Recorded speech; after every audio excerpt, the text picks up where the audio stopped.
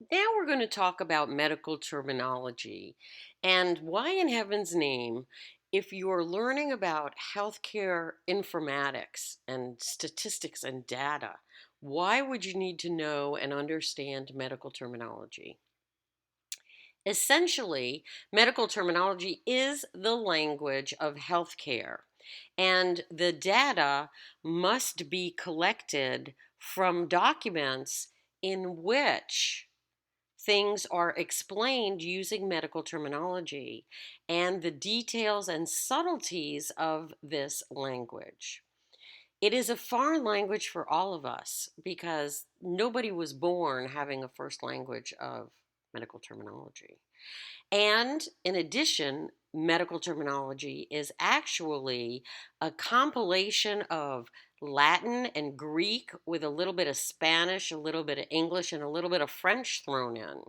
So it is important that you understand the underlying language from where the data comes from, in addition to your ability to properly identify the data elements, understand the details in the data dictionary, and all in all, be able to control and keep safe these terms.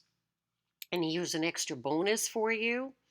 Medical terminology is also the language of our health, and every one of us at some point becomes a patient or the loved one of a patient. And understanding this language will not only help your career, it's going to help you in your personal life. So let's get started. Medical terms are essentially made up of three parts: a prefix, which is the beginning part of a word, the root, and the suffix, which is the ending part of the word. We also tend as an industry to use a lot of abbreviations and acronyms. And that's because when you take Latin, Greek, French, Spanish, English terms, smush them all together, and have all these pieces parts of prefixes, roots, and suffixes, these words get very, very, very, very long. And so we end up using abbreviations and acronyms to communicate with each other. It's very important that you understand what those around you are saying. So, the first word or the first part of the word is called a prefix. And that is that very first part of a word, the beginning of the word, that gives an adjective or further usually describes what's happening with the root of the word. So, a great example that you're probably familiar with is hypertension. Now, hyper is the prefix in that term, meaning above or excessive. Maybe you've heard this used in relation to sometimes a small child or a puppy, and you say, oh my gosh, that person is hyper or that dog is hyper. That means excess energy. So that can help you remember what that means. But there are lots more.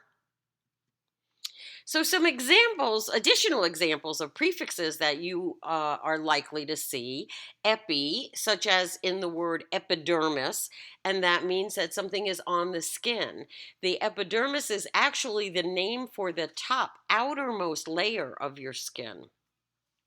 Intra means within, such as intraocular means within, ocular means eye, within the eye. Peri means surrounding, and that's very similar to English. So pericardium means around the heart. And syn means together, such as synchondrosis, which means two bones are joined together with cartilage. So you see how when you learn about prefixes and roots and suffixes and get familiar with their meanings, you can look at a very long medical term and figure out what it means. Now, the root is the center of the word most often, and this often identifies the anatomical site affected by whatever is going on. Now, remember that in medical terminology, we are referring to something that might be wrong with the patient, such as a diagnosis, or we might be discussing something that was done to the patient, a procedure. Okay, so that's why you might have the same root, and depending upon whether we're talking about what's going on with that root, that anatomical site, or what was done to that anatomical site. And that's going to be told to us in the suffix, but we'll get to that in a minute. Let's look at this example, gastrology. Now, in this particular case, gaster is the root, even though it's at the front of the word, and that refers to the stomach. Okay, so this tells you gaster, and then you're going to learn the suffix ology, which means to study. You now know that gastrology is the study of the stomach. Get it? Let's look at some more common examples. Dermis means skin. Remember when we were looking at prefixes, we talked about epi. Now, if you do epi, which means on, as you learned, and then you take dermis, the root, which means skin, that gives you the whole meaning of the word, which means on the skin. Ocular, remember you learned this with intra in a prefix. Now we take this prefix intra, which means within, put it together with the root word ocula, which means eye, and now you know it means within the eye. Cardia means heart. So when we take peri, which you learned as a prefix meaning around, put that together with the root cardi, and you have around the heart. And chondra, you learned about sin meaning together. Now we have the root word chondra, which means the cartilage is together.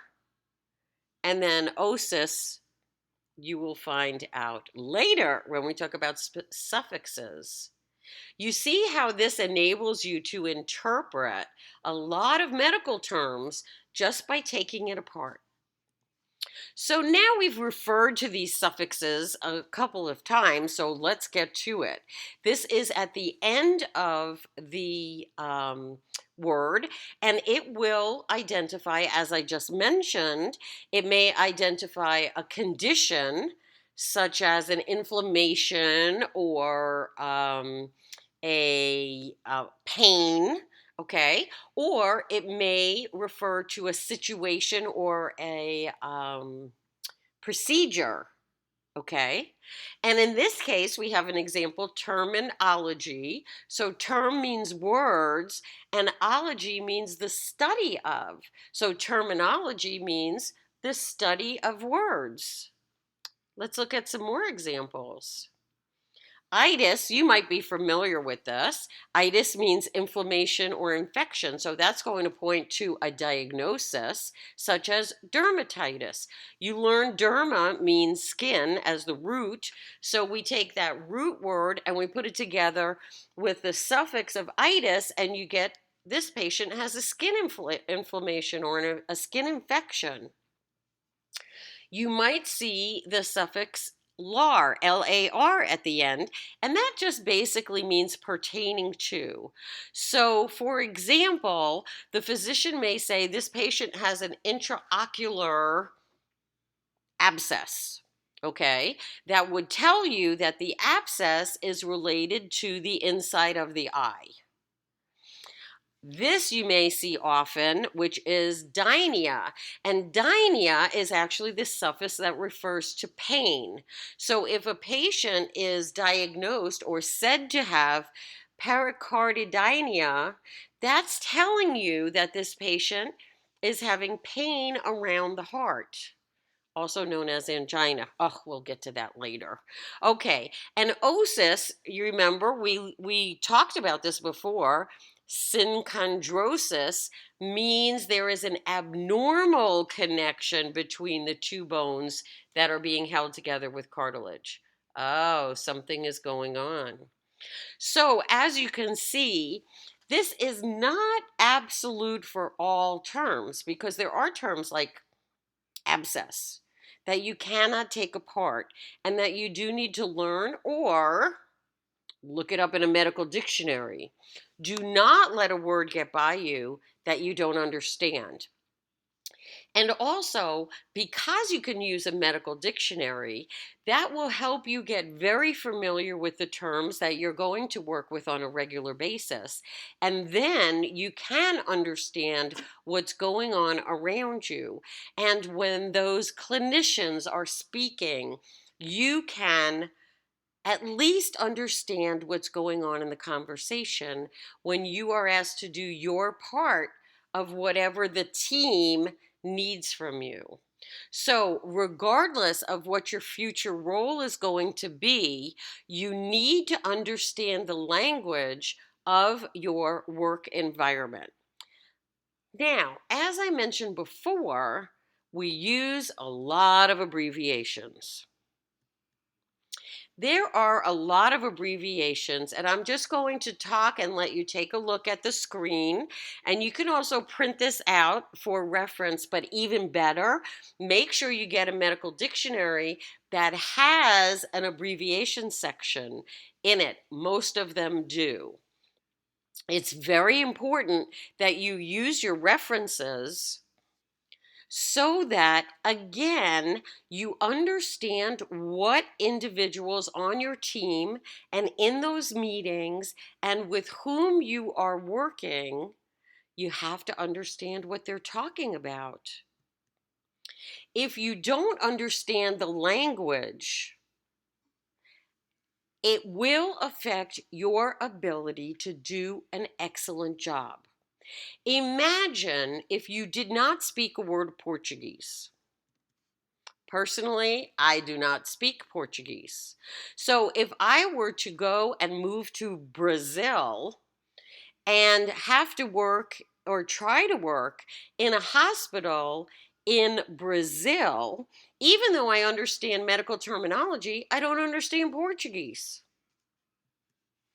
How can I possibly do a good job?